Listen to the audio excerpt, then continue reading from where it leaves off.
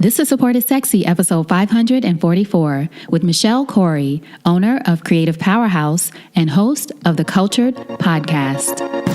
Welcome to Support is Sexy. I'm your host, Elayne Fluker, entrepreneur, author, and founder of Chic Rebellion Media. 5 days a week, Monday through Friday, I bring you inspiring women entrepreneurs who share their wins and lessons to help you take your business to the next level.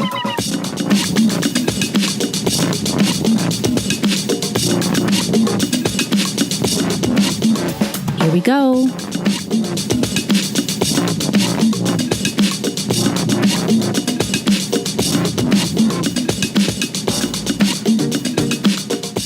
Hi, everyone. Happy Monday. If you're listening to this in real time or whatever day you're listening, I hope you're having a great day, that it's off to a great start.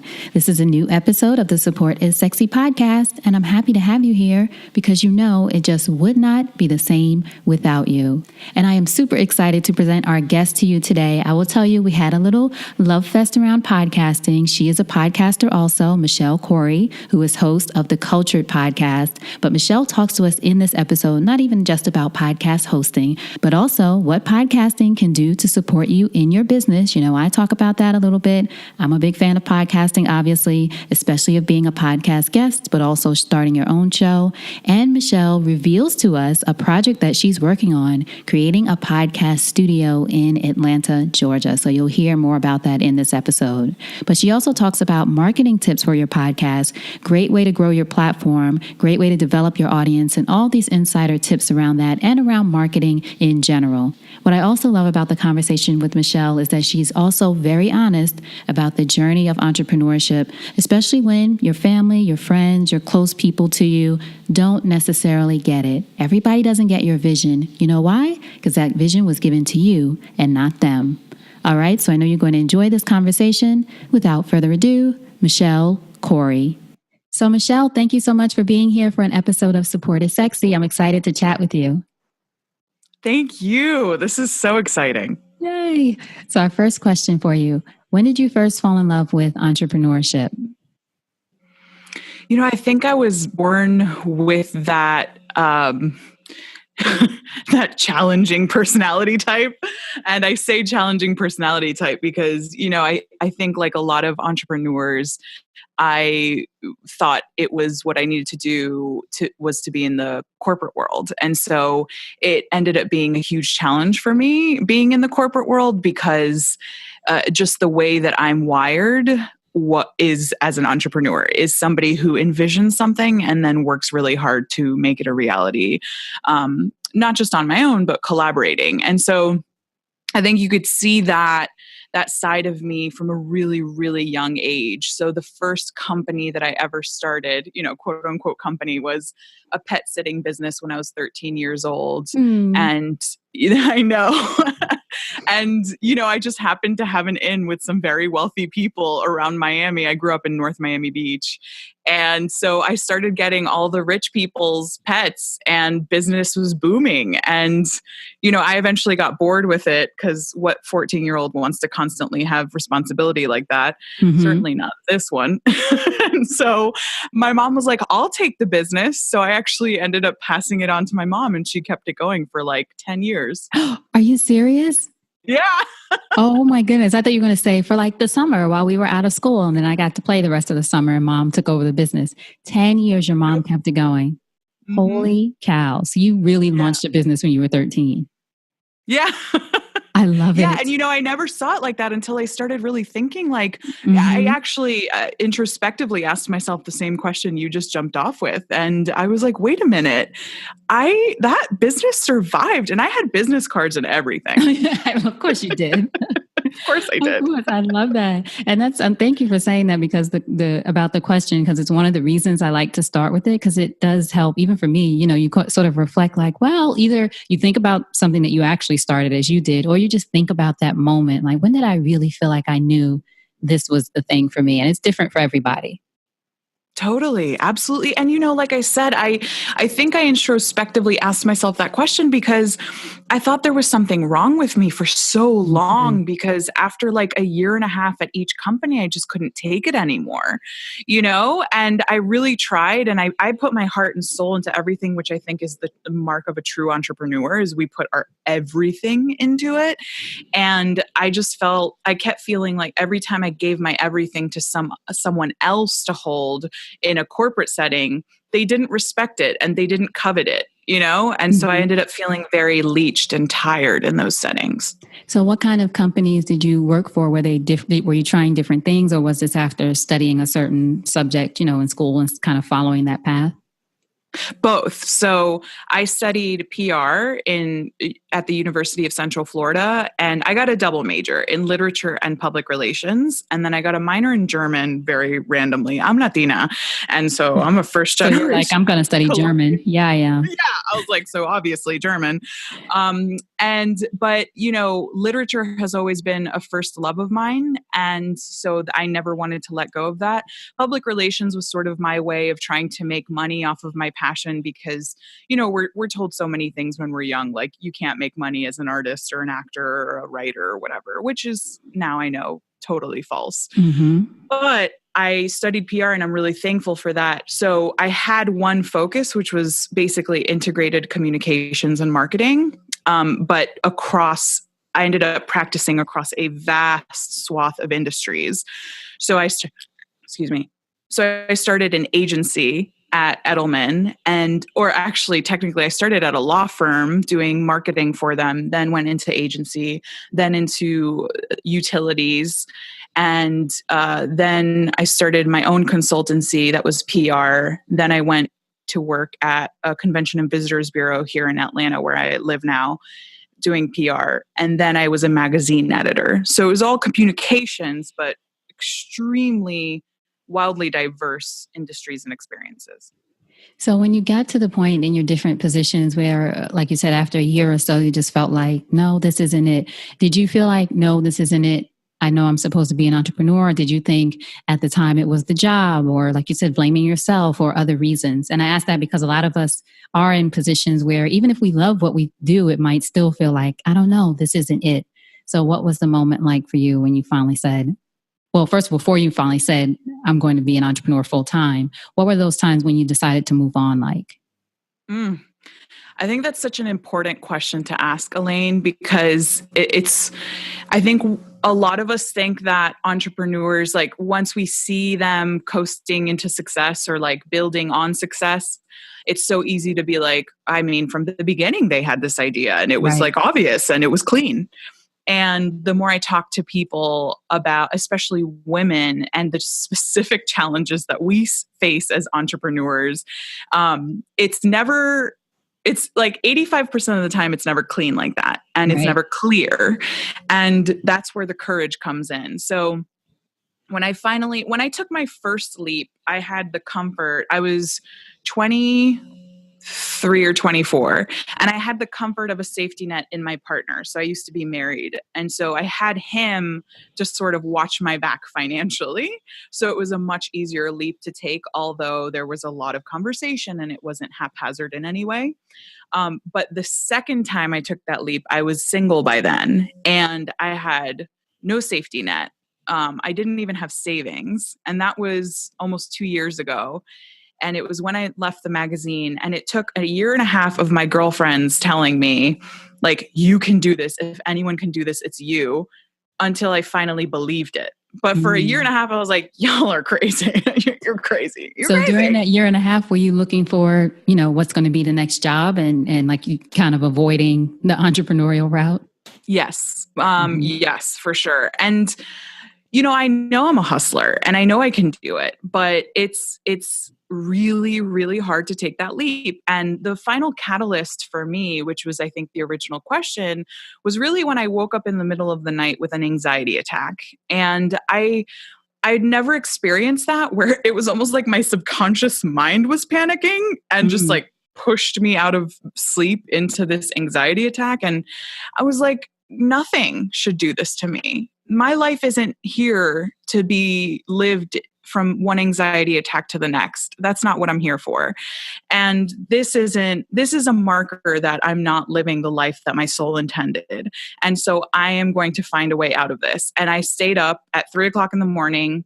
I plotted out a budget, a spreadsheet, and I literally put how many hours of Uber or Lyft do I need to drive to sustain myself so that I can quit my job. Let's say worst case scenario, I launch my own marketing practice and no clients come. What can I do bagging groceries, driving Lyft to make it on my own? Mm-hmm. And that's real. Looking at what can you really do? If you really want to quote unquote make this happen or make this a reality, how far will you go? And then what do you have to do? Exactly. And there is no such thing as ego in this equation. When we cling on to our prides as if it's not a prideful thing to earn a living for yourself in any way possible. So I do think my upbringing as a first generation American and as a Latina, like Latinos, we have this incredible work ethic. And I was raised with that very hardworking mentality, which is a bit of a double-edged sword. So there have been lessons I've had to learn surrounding that mentality that have held me back. But in many cases, it has really propelled me forward and not allowed me to get in my own way in terms of what I would do to make money, of course, from a place of ethics and integrity. So at 3:00 in the morning, you're doing this budget. And at the end of it, how did you feel? Did your panic subside or did you feel even more panic? Like, crap, I have to do all this stuff in order to sustain myself. No, I didn't feel panic anymore. My anxiety felt soothed. I felt empowered. I felt in charge of my destiny again. It was almost like I had released the reins to all these other companies, hoping that somebody would care enough about me as an employee to be like, hey, I'll help you get ahead in life. And unfortunately, that's not what we're seeing a lot of the time. Or what we were seeing, I think we're starting to see a resurgence of companies that are trying to help their employees in more holistic ways, but that's still slow to start. And we have a long way to go. But yeah, so by the end of that budget, I felt empowered. And yeah, there was an anxiousness having made that decision that I did. And I knew that I was going to take the next few days to really think on it, meditate on it, and process what I had just decided. Did you speak to anybody else in that moment, like your friends, family, anyone else? Or did you, as you said, just take the time to yourself to kind of mull it over and see how it felt? I spoke to every single person I could think of. I kept it to myself. I journaled. You're like, no, ma'am. Anyone who would listen. No. I think sounding boards are awesome. And I'm very centered in my own power. So I think it's really important when you're getting other people's opinions and sounding them off that you don't absorb them in a way that overrides what your gut instinct is. So my mom, bless her heart, was like, that's insane. You're insane. You're not going to do it. About your family, especially being from Latino, and they being like, what are you doing? Quitting your great job? Exactly. And, I think after enough years, I'm like, after a few decades, like, wouldn't you know, Mom, that I don't follow the typical path, but it's really hard for her. I think she was also 40 when I was born, which at the time was really taboo. It was not a common thing. And so she grew up in the structure of this like really old school mentality with a very new school kid. And you said they're Colombian, right? Yeah. She's Colombian and my dad was Argentinian, he was even more old school. He was 48 when I was born. Oh, wow. So hella old school Argentinian man, very, very conservative guy. And, definitely one of my soulmates, but shock and awe was the name of the game with him. I would just, yeah. So how do you handle, I love what you said about being centered in, what you feel like is the right thing for you to do, even when you're speaking to these other people that you love and who love you and who care about you and who say, are you crazy, out of love for you or out of their own fear. So we understand why people might say these things. But I think it's hard for some of us, myself included, even sometimes I'm very close to my parents, to take that, what we interpret as rejection, et cetera, until I think about it and say, no, it's because they love me and they're scared. But still, sometimes it's hard for us to take that and continue to be grounded, as you say you were, in those moments and know this is really what I want to do. So is there any advice or just sharing your experience in those moments to help women out there who might be, whether it's parents, partner, husband, wife, anybody like that, who cares about them, but who might not see the vision? Oh man, it was hard to hear that. I come to expect that from her every once in a while, or other family members. So, but it was still hard to hear that. And I happen to be a rebellious spirit. I'm sort of a rebel with a cause, and so that propelled me forward, albeit with resentment, which is not great. So the advice I can give to process in those moments is to remind yourself that nobody understands your capabilities better than you do. Absolutely nobody. So if you feel you can do something, if something is nagging at you, if you're being compelled by something to do something, trust that.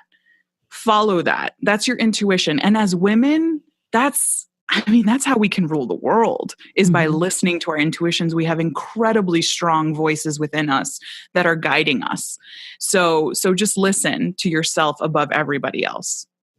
So what was your first step then to creating the company that you have now, Creative Powerhouse? The first step was so I am a marketer, so I do graphic design and web design along with strategy. So my first step was to treat myself like a client. And I gave 4 weeks notice at the magazine where I was editor. And I with that notice, gave myself that as a timeline for launching my business. So I was like, you have 4 weeks to come up with a strategy, to come up with a logo, a website, and to start shouting it from the rooftops. And so I was working unbelievably late and every weekend to make it happen. And the best thing that I did was to involve all of my social networks in the process and telling them that I was doing this and taking this leap and being authentic and transparent with them. And what ended up happening was my friends on my social networks ended up feeling invested in my own growth with me. And so I started getting clients a week before I officially was out on my own. So you basically used your social networks as your accountability group. Sort of saying, or am I right? Or were you saying like, I'm launching by this date, this is what I'm doing, et cetera. And then people sort of feeling like you're putting it out there and they Not know really. Okay. It was less that. Not really accountability. It was more, it was much more intentional marketing. So just putting it out there, I think that's a great idea though, the accountability thing. I tend to not bring others into my own accountability. I tend to be a bit hyper independent. And I think I could learn something from bringing others into my process of accountability. So I'm not the best at that. So you use your social networks then to say, hey, I'm launching this new business, to let people know you're available, basically an opening for business. Yeah, exactly. And to show like the process of doing it, and to it was almost like, it was just kind of like communicating with my friends and telling them what was going on with my life and welcoming feedback and advice. And I got a lot of my female entrepreneur friends like chiming in and being like, yes, I'm so excited. And I would ask them for advice. So yeah, it was more like almost like a support group. I was going to say, yes, I misunderstood. That totally makes sense. So not as much accountability, but definitely support. So you weren't just announcing, hey, I have this new business. Are you interested in being a client? You really shared, it sounds like, the journey of opening your business. And that's how they became invested in just what you were doing. I got it. Exactly. Excellent. So tell us now, what does Creative Powerhouse do for your clients?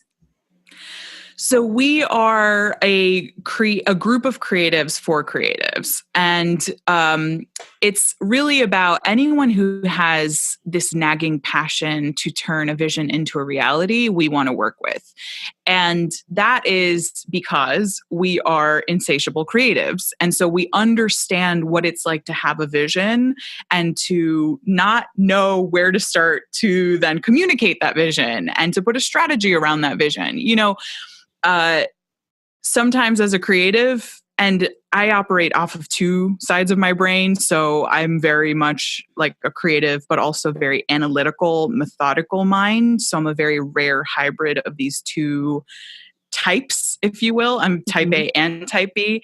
And so I understand the creatives who are like, I have this incredible service or product to offer, but I don't even know where to start with marketing that product or service. And so that's where we kick into high gear. So, I like to say that we specialize, and we do, although we work with clients across multiple different industries, but we do specialize in helping clients in the arts and culture and podcasting industries. And those are usually the people who are told that they can't make money off what they do. And so I guess that's where the rebel with a cause comes in, because I'm like, bet we can make it happen. Right. Now, like, that sounds like a challenge. Right. A challenge accepted. Now, one of the things you just mentioned was about podcasting, which we both, I should say, love podcasting. You have your podcast too. I have my podcast. So what do you think, or why do you think, I should say, podcasting is good for business as a marketing channel for people? Oh man, and you just hit it on the head. It's an amazing marketing channel. So I think like the old guard, I'm very tuned into the industry itself. I've been tuned into developments in the industry for a while. So that's allowed me to specialize in podcast marketing and audience development. And now a new venture that I'll be launching very soon in the podcasting space. But basically, I think the old guard was to look at podcasting as an advertising channel. And I just think that that's a very short-sighted way of doing it. It's of course the way that you approach a budding industry or a budding medium. But what we're seeing now is that marketing or using podcast as a marketing channel allows you to form this really loyal audience, and then also position yourself as a subject matter expert, whether you're a Fortune 500 company or whether you're Elayne Fluker or whether you're Michelle Khouri or Sean Chavis, who's a cookbook publisher and has the Folklore podcast. So, my podcast in itself happens to be about arts and culture. It's called The Cultured Podcast. Mm-hmm. And I started it out of a sheer passion as a journalist, an editor, a storyteller by trade, and a fanatic of the arts and cultures around the world. So for me, that's more of my storytelling medium. But you look at someone like Sean Chavis, who started Folklore as a marketing channel, and it's extremely powerful because it's positioning her as somebody who has a wide network of chefs, or a lot of chefs in her network. They're James Beard award-winning chefs. She has Jacques Pepin on her show, and which is like mind-blowing. And then you kind of get to know Sean as this expert in all things cooking and all things cookbooks. So of course you'd want to learn from her how to publish your own cookbook. And so that does drive her audience to check out her website, which I built for her. And then at the top it says, write your cookbook. And you click on that link and there's her cookbook course. So it really is a very authentic way of engaging an audience in your given field of expertise. Again, whether you're a thought leader, an independent creator, a small business, or a Fortune 500 company. And I think it's a lot more authentic, those connections. And as opposed to, let's say, an ad, which serves its own purpose. So you're going to end up engaging with your audience in a much more fruitful way. So for the folklore, is it Folklore? Fork? Yes. Lore? Okay, I'll make sure for everyone listening who's interested, I'm sure they are, that we link to that. So for, as you mentioned, the podcast is one part of it for Sean, and then it goes to her website, which you design, and then the course is there, which all kind of, it just shows how it can all tie in together so that it's not, as you said, just about, I have this podcast to, make money, which ain't nothing wrong with that, but it can tie in, as you said, in so many other ways. And I wanted to reiterate that just because I get a lot of questions, again, rightfully so, from people who are just curious, well, how do you make money on podcasts, or what, is it revenue? And I always say my podcast is the vehicle that everything else in my business rides in. So the podcast, and then courses. That's beautifully said. Yeah, so I just was trying to think of how to explain it to people that it's not now sponsors and partners and people. I'm always talking to people to see what's the right fit. But for me, I feel like so much rides in the podcast. If I didn't have it, I don't know, what else would be just what everybody else is doing, social media and those kinds of things. So thank you for explaining just in the case of Sean and Folklore, how it all ties together into her website, her business, etc. Sure. And you recapped it beautifully. It's really about the symbiosis of all these different channels working together. So, another example is I'm working with a new client. So this new business that I will be officially announcing in about a month. I'll just give you guys the scoop. How about Please that? do, because I wrote it down. New podcasting venture, because I was going to ask you about that later, Michelle. I thought so. I didn't think that was going to get by you. I wrote it down, a little star next to it. Just trying to get ahead of the message, like right. right. But what better place to announce this than Support is Sexy That's podcast? Right. You know what I mean? Go. That's right.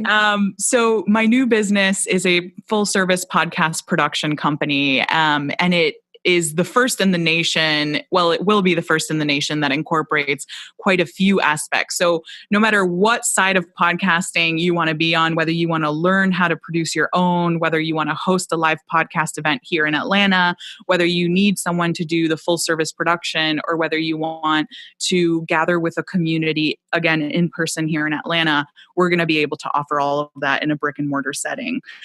For now, though, my company Frqncy, it's called Frqncy Media Co. Frqncy does already offer full service production and strategic podcast development. And so that's the business. Ta-da. Yay. So Frqncy is the company you have now that offers, so full production is editing, writing, yes, show notes and all sound that. design, oh God, all of I have it. to talk to you about that. Oh, I need that badly. Excellent. Let's do it. And then the company that you're launching, that's not called the podcasting studio, basically, right? Is it like a yes, that's all Frqncy. Oh, that's all under Frqncy. Excellent. So when do you have yet a date that you plan to launch, or is it in the works? Are you raising money for it? What can we do to support it? Wow, that's so amazing I love it when people remember to ask those questions, and I have to remind myself all the time, like, what can I do to support you? It's a really, really powerful question. So thank you for that. Sure. Right now, there's the brick and mortar side, which is what I am actively seeking. There's like a seed round, investment round happening right now. So I'm actively having conversations with investors, and, that's one thing is, so many of us allow ourselves to not pursue things because we don't know how to do them presently. But how are you ever going to learn how to do it if you don't just launch into it and learn along the way? Right. I never thought in my life I'd be having meetings with investors. I had no idea how to do that. And what I did do was equip myself with an incredible team, including a business consultant who's been able to teach me along the way. So Frqncy, we hope to open the doors in summer of 2019. We hope spring of 2019, but I know what construction is. Right. And you're opening a physical space. That's amazing. Yeah. That's the plan, right? And so, that's what we're raising funds for right now. But in the meantime, we're already open for business, for full service production, for marketing and audience development, strategic podcast development, and all of the in-betweens, so it could be a one-off of editing or sound design or whatever it is. We do social media management for podcasts, the whole kit and caboodle. So, find out brand about that design at Frqncy. Is there a website, or is it so the website, I'm getting ahead of myself, and for whatever reason I thought I'm going to announce it today with you. There you go. So I followed that little voice. I'll give you maybe 3 weeks or so to get it all together. Oh, perfect. Yes. I'll be in Europe. Right. But anyway, the website will be launching soon, but you can go to frqncy.media. It's FRQNCY.media. So it's Frqncy without the vowels, except for the Y at the end. Very millennial. Frqncy.media. You can sign up to the newsletter there. Perfect. And what's great about that is the second all of the news starts dripping out, you'll be the first to know about it by being on the mailing list, which I call our wavelength. Excellent. Wavelength. I love that, Michelle. So Frqncy, I'll have a link to it for everybody listening. FRQNCY.media. to sign up for the newsletter and to find out more about podcasting services? Exactly. Got Yes. it. And of Okay. course you can always email me. So if in the meantime you're like, I want to get started now, I don't want to just like join a newsletter, you can always email me at which is hi at frqncy.media. So that's hi at frqncy.media. Excellent. All right, folks. You know, we have people who definitely reach out. So I will have links to everything, but you've heard Michelle say it. She gave her email. Michelle, I can put a link in there, right? To your email. Yes, absolutely. Okay. I always make sure. And you know what what got us into this conversation was I wanted to provide an example. So one of Frqncy's clients we're already working with, we're working with him to develop the strategy for his podcast. And here's a guy who's writing a book about clean local energy. And in the process of writing his book, he's started a blog called freeingenergy.com. And Freeing Energy, the blog, is really keeping him accountable and also helping him build an audience for when he actually publishes the book. And so it's really they're very interconnected, the blog and the book. And so I ghostwrite for his blog, and you know, he came to me at one point and was like, hey, you have a podcast. I've been kind of thinking, you know, this guy that works for me said that it might be good to have a podcast. And I jumped for joy because this is a perfect example of what we were just talking about, of using podcasting as a marketing channel and interconnecting all of these different channels and allowing them all to feed off of each other. So, you know, we're going to end up launching his podcast, and it's going to be a side of all of the stories that he already tells through his blog and that he will eventually tell through his book that's way more human.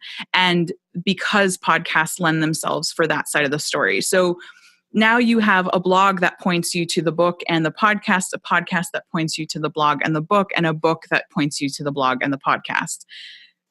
So it's this really interesting ecosystem, and you're giving every kind of audience member who likes to consume content in any kind of way an opportunity to get to know you and to hear your message. Yes, that's what I love about podcasting too. And as you said, you can have people, if people don't want to read, but they want to listen, you have that. Of course, you can do video, you can do other things, but just having that audio option, at least for me, I will say I've been in publishing for 20 something years, many years, in media for many years, and I haven't received as strong a reaction to any kind of content I've created as I have with podcasts, because people really feel like they know me. You know, they really feel like just from hearing the voice, because it's not like of course, it's a different medium. I'm talking instead of writing, but I've written very personal, open things, and of course, gotten a great response. Thank goodness. But nothing has been as connected for me, at least. Now, I don't know if that's true for everyone, but having a podcast and then being able to refer people to different places for either for me or for other people just respond hearing a voice. Exactly, Elayne. There is such a power in sound. And that's really what I'm building with Frqncy, is this institution that is all about the legacy of sound. And I used to be a singer, and music was my world. And I worked a short stint at Interscope Records because I thought my future was to be in the music industry. And what I realized with Frqncy is that it is my destiny to work in sound. And the power of sound is, there's nothing quite like it. And it reverberates through us and it reaches into our hearts and our souls. And I know that sounds really deep, but it is, you know, just like what you said, people feel like they know you, or people who listen to the Cultured podcast feel like they know me. And it's such a platform to reach out and meet your audience in this way that no other medium really does, other than potentially vlogging or, you know, having a YouTube channel. So now from a marketing standpoint, what are some of the ways that we can grow our podcast now that hopefully you and I have convinced people that it's a good idea? What are the ways that, say 3 marketing tips for how to grow one's podcast? Okay. Number 1, the first tip is, anyone who tells you there's a formula for podcast marketing is not correct. There is no formula. And you have to, so the first tip really is know your audience inside and out. Know who you're speaking to. You can only find them and speak to them where they are if you know who they are. Number two, my Instagram and Facebook have not worked for me at all in terms of boosting posts and actual conversions. Mm-hmm. I think Instagram is a great tool for people. Usually people default to Instagram to find out more about you. So it's a really important tool. So when you have a presence on Instagram, people can actually get a vibe for what you're talking about. So I guess tip number 2 is put audiograms on Instagram. And what that means is make an actual audio snippet of each episode, put it with a graphic, and post it on Instagram so that people can actually hear and get the vibe for your podcast on Instagram. Tip and number 3. Sorry to interrupt. Sorry, go ahead. Audiogram is I know what it is, but isn't there a company that a lot of people use for audiogram? Yes. I remember the name right now. It's called, I use Wave. That's WAVVE. Okay. And it's fantastic. It takes a small monthly investment as a subscription, and then you design your graphic, and then you put it all together in Wave. Excellent. That's also a great tool, by the way, for your website. So for instance, you, Elayne, could put together an audiogram that's a little bit bigger, introducing yourself to website visitors in an audio format, and put it with a cool dynamic graphic. And then you can put it on your website. And so you have this audio component to your website if people want to engage with who is Elayne on a more personal level. Ooh, tell me more. Now, is this a selfish question? I always have selfish questions, Michelle. You started it. Yeah. I didn't start it this time. But I started it. But is that something that me or other people, is it something that's static on your website, or is it a pop-up almost like a newsletter sign-up kind of thing, or either way? Ooh, I hadn't even thought of it as a pop-up. That's interesting. I'm trying to think about how one could go about making that media file a pop-up. So in the way that I know most, it would be static. And so, for instance, I'm designing Frqncy's website right now. And one of the first things you'll see when you land on it is an audiogram of me introducing the concept of Frqncy, the ethos of Frqncy, and why it needs to exist and will exist. But it's not a video, it's just audio with a visual. Correct. But it's, okay, got it. So it's technically a video, but it's low production cost because it's just audio that you combine with a graphic. And then what happens is, what makes it an audiogram is there's a waveform, what's called a waveform. And a waveform is one of those little peaky things that shows the sound levels as someone's talking. And so it is dynamic, it's interesting, but it doesn't take as much investment as creating a full-blown video. And, for me, for a podcast production company, there's nothing better than including an audio, introduction, right? It's on theme. But also for those who are oh my gosh, I feel like I should personally introduce what I'm doing, and I don't have money for a video, or I have money for a really crappy quality video, go for audio. Make an audiogram. And again, wave.co, it's WAVVE.co. And that you'll be able to get a better idea of what I'm talking about by actually seeing it in action. Or you can go to Instagram.com/culturedpodcast, and you'll see a bunch of my different audiograms for each episode. Excellent, Michelle. That's great. Thank you. All right. No so problem. Number 3. Tip number 3, Google AdWords, or they just rebranded to Google Ads. So Google Ads, the most success I've gotten in developing my audience has been running Google ad campaigns for my podcast. So I do one campaign with a subset of about 3 different ads to see what strikes people the most. My podcast has been on a 3-month break for the summer because also I'm building this other company and I am only one human being. So while I was on break, I upped my investment with Google Ads and got a steady flow of new listeners every single month, even though I wasn't publishing content. So you target them by who your audience is, as like you said, getting to know your audience first and then targeting those particular segments for your ads. Exactly. And I know my audience intimately. And so I know exactly which interests to target. The keywords are really based around interest for me because it's arts and culture. So I piggyback on keywords of different attractions or galleries, and then different focus keywords. And you feel like Google ads have worked better for you than, like you said, Facebook ads or boosting posts or Instagram ads or any of that? Well, I can say this pointedly that Facebook ads and Instagram ads have yielded 0 conversions. Mm-hmm. Like literally that's my end result, 0. And I've tried at least 10 different times in 10 different ways for Facebook and Instagram. And Google AdWords has yielded thousands of conversions. Wow. Excellent. Mm-hmm. And it's not, and like Facebook and Instagram, it's not crazy expensive, or you get to decide how much you want to spend. Yes, exactly. I'm getting on Cultured a 17-cent CPC. That's cost per click. Mm-hmm. 17 cents. Yeah. That's great. That's worth it. I love it. I'm going to try it. I'll let everyone know how it works out, and certainly we'll let you know how it works out. I'll get some more tips from you. Excellent. That's Please. Good. Yes. So good. Now, one of the myths that about podcasts audience development outside of, that social media is the way to do it. I'm like you, I like posting it so people can see it if they go there, if they're searching, but I don't feel like this is how I, get new listeners necessarily, not all the time. So, but What are the myths would you say around audience development that we need to know about and move beyond?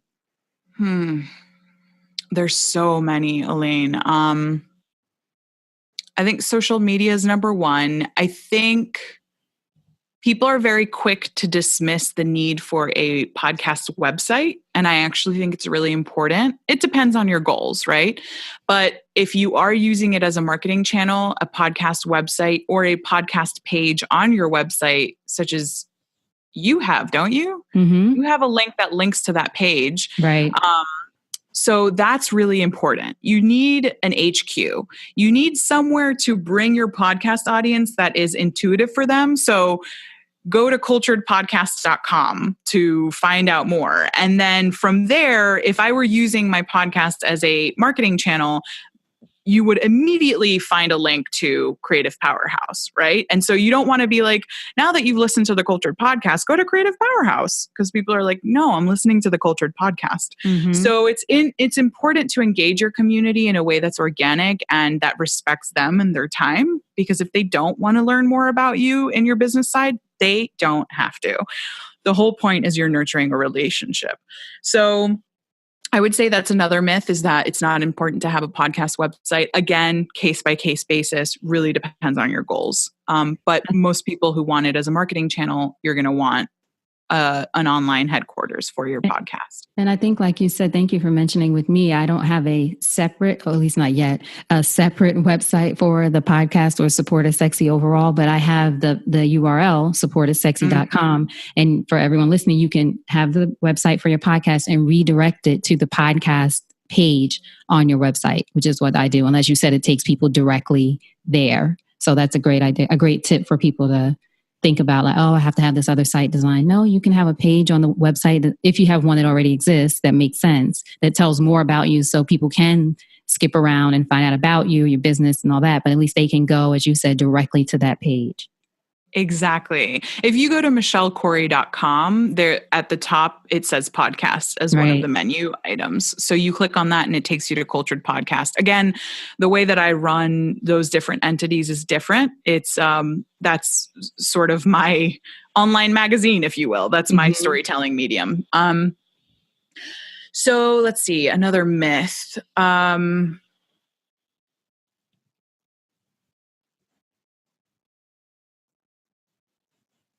I think another myth is that, honestly, that podcasting is like really, really easy to do on your own. Oh, I think, God.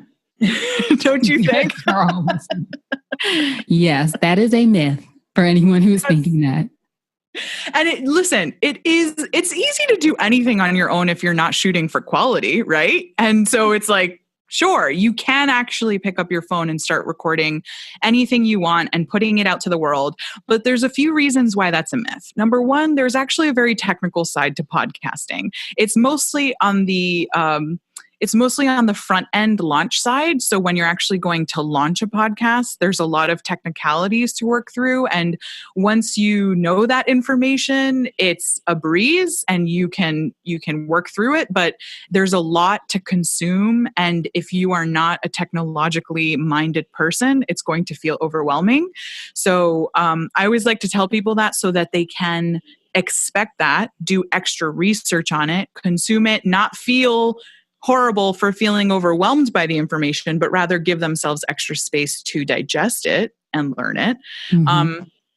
And then the second thing is, if you really want a podcast as a marketing channel, it's like any other marketing channel. You got to have strategy. You got to have intention. You got to have a format that sticks out from the rest. There's a lot of noise online, and that includes podcasting.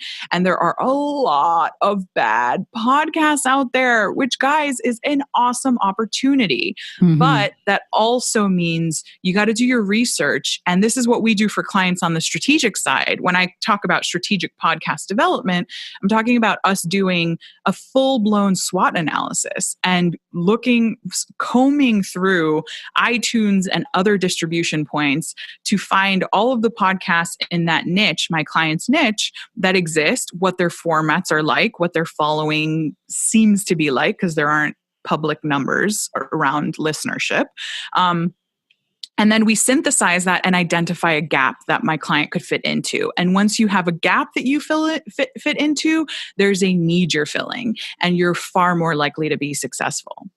And being consistent, right? Would you say that's something else people need to know that they have to do as well? Huge. Right. If you're that's a great point. If you're going to launch a podcast, what I tell people is only launch a podcast if you're able, as a marketing channel. Again, we're talking this whole time in the context of a podcast as a marketing channel or a revenue stream rather than a hobby. Because if it's a hobby, do whatever you want, truly. Right. Mm-hmm. But as a channel for monetization in any way, whether direct or indirect, what I tell people is launch a podcast if you can do it at a minimum bi-weekly consistently. Mm-hmm. So when I tell people I'm coming back from my summer vacation with Cultured, I am coming back, and I'm coming back once a week on Sunday, every single Sunday. Right. And that's the thing too. I'm glad you mentioned bi-weekly, because when people ask me about it too, I say, be consistent, whatever consistent means. So if it's, once a month is very few, but hey, if it's once a month, be consistent with once a month, once a week, bi-weekly, 5 days a week, crazy like me, whatever it is, be consistent though, right? Because I think that's how one of the quote unquote easier, I think, ways that you can stand out, because there's what we call, right, pod fading, where people do a few episodes or they do a few weeks and then you just never hear from them again.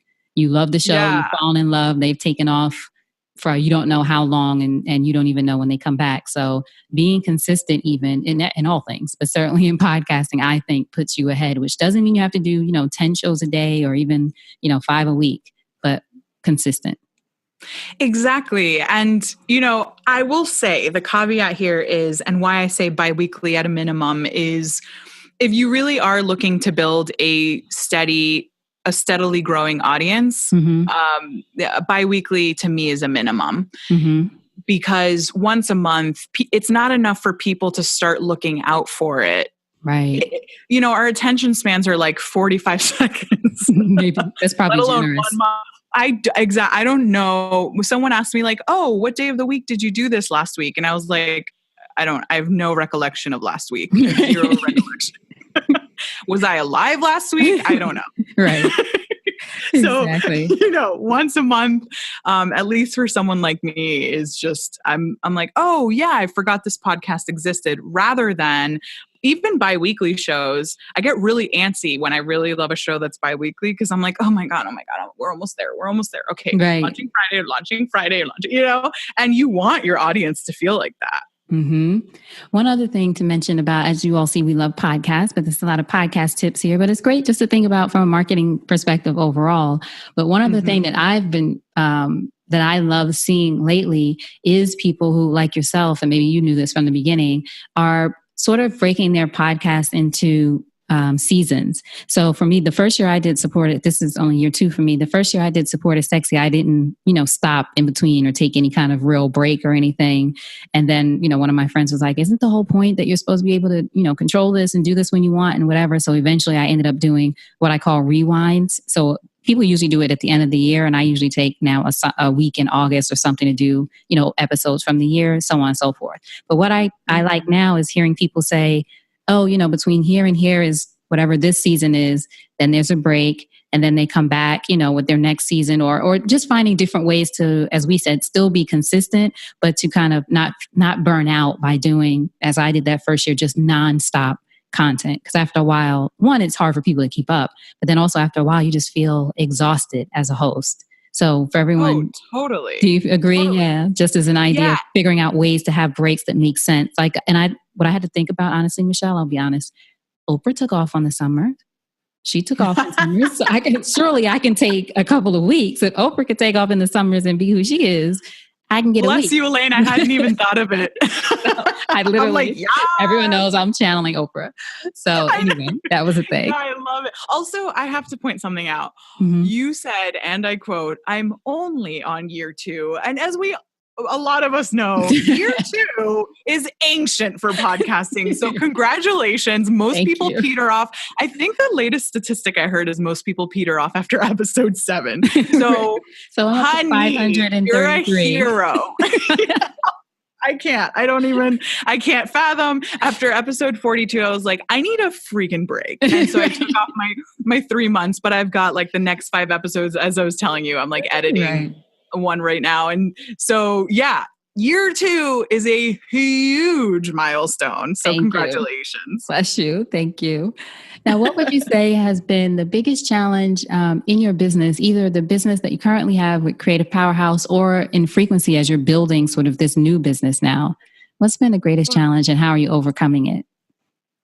I have 2 answers for each of those. And for Creative Powerhouse, the biggest challenge has been learning to flow with both the ebbs and the flows of business. It is, I, unlike our mutual friend Stephanie, do not have dreams of creating a multi-million-dollar agency with Creative Powerhouse. Mm-hmm. It's a very small boutique team that I would love to grow more. But it is not something that I am like working 24 hours a day on making it this massive endeavor. And so with that tiny structure come months or 1 month at a time or whatever it is, where you're not making as much money as you just did for the past 6 months that were like super lucrative. Mm-hmm. And it's really easy to get down on yourself and start thinking like, holy moly, what's my plan B? What am I going to do? What if I never get business again? And like spiraling into this like very useless self-doubt. And for me, when I learned to start flowing with those ebbs and flows and understanding that the ebbs served as much purpose as the flows, I started to see the beauty of the alignment. And for instance, super slow month in July. And that happened to be the same month that I had to develop all the financial projections for Frqncy, put together the investor deck, and meet with my first investor. And that took all of my time. If I had to also juggle client projects during that time and managing my team, I would have died. It would have not, something had to give if that had all taken place. So by that point I had learned to flow. And by the end of the month of July, I was in awe of how purposeful that time was. And lo and behold, a few days after I presented to my first investor, I got 3 new clients on board for Creative Powerhouse. Mm-hmm. It was like unbelievable, the alignment. So that's one lesson, is to flow. That's great. And thank you I wrote that down as a quote. The ebbs serve as much as the flows. Mm-hmm. So knowing how to be in both, and that you said in the beginning, which I really resonated with me because I've been there, being down on yourself during those low points, as opposed to looking at, okay, so maybe this is a season where things slow down, and sort of getting into the pattern of things. It's not always going to be like that for anyone listening. Exactly. Our planet does not operate in an eternal spring. It also has a winter, and we operate in these rhythms as much as everything else on this planet does. And so we do need periods of slowdown. We do need periods of introspection. And it's really hard to achieve introspection and stillness when everything around us is like at max capacity at all times. And so this is a lesson I'm constantly helping to impart in my girlfriends who are entrepreneurs as well, because we tend to really freak out on ourselves. We're really, really hard on ourselves. So that's one. And then the other one, more on the frequency side, has been the lesson in self-doubt and courage. I've had the same motto since I was little, probably since high school, which has been be comfortable with discomfort and unafraid of fear. And I've always repeated that to myself, be comfortable with discomfort and unafraid of fear. And basically what that means is life is going to hand you a ton of uncomfortable moments. Life is going to hand you a ton of reasons to be fearful. But that doesn't mean that you should succumb to those moments of discomfort. And that doesn't mean you should shy away from the fear. Unless there's a lion chasing you, there's absolutely no reason to be fearful. So allow yourself to look fear in the face. And that's what I've had to do with frequency. When I finally decided to move forward with this thing that was nagging at me, this vision that popped up in my head late last year and just was nagging at me. It was like these little voices in my head being like, why haven't you done this yet? Why haven't you done this yet? And I was like, but I don't know how to. I don't know how to. How am I supposed to? I don't know how to. I've learned that you don't need to know how. That's right. You just need to. That's right. I'm very big on let go of the how. You just listen, when you have a why that resonates through your entire being, and you have a what being a vision. So when you have the why being the purpose and you manage to manifest that why into a what being a vision, you don't need to know how.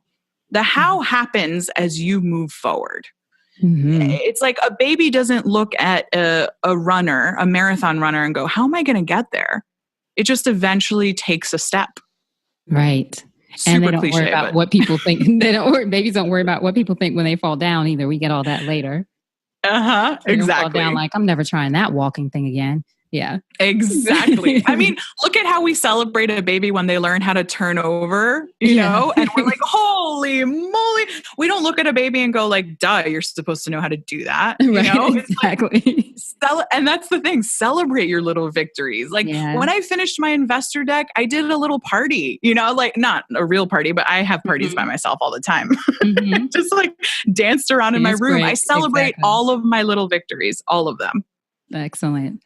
So in closing, Michelle, if you think over your life and career and you had the chance to thank only one person whose support was critical to you personally or professionally, who would that be and what would you say? Oh my God, this is a troublesome question. Just everyone's going to be mad at me because I'm not.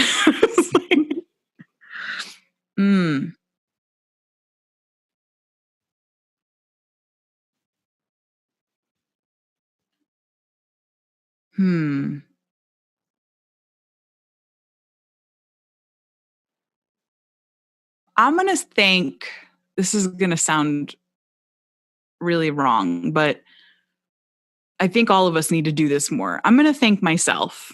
For so long, I had the same awful little voice that we all have in our minds that told myself I was, you know, all these horrible things and that didn't believe in myself.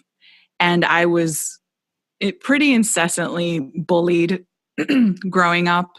And still there was something inside of me that said, keep going, just be you. You don't know how to be any other way. And there were a lot of guides. I've had so many people helping me along the way, both through terrible moments and wonderful moments that have helped me to continue being closer and closer to my true self over all this time. So I have to thank my girlfriends who are my support system and who have pushed me in my moments of darkness. But I also just want to thank myself for persevering and for learning to love everyone around me, but most importantly, for loving myself, which has enabled me to push forward in ways I never thought possible. Beautiful, Michelle. Thank you so much for sharing that. Especially, I know, periods of going through. I've been bullied before as a young person, and it sounds like it's something that went on for a while for you. So thank you for sharing that with us. And I loved that you thanked yourself. I think we all need to do that. Like, I even want to encourage everyone listening to take a moment right now and just thank themselves for resilience, for determination, and for continuing through such difficult moments that we can be thrown, which are such important lessons. Absolutely. I love you all, and you're all really, really, really spectacular and inspiring. So thank yourselves. Excellent. There you go.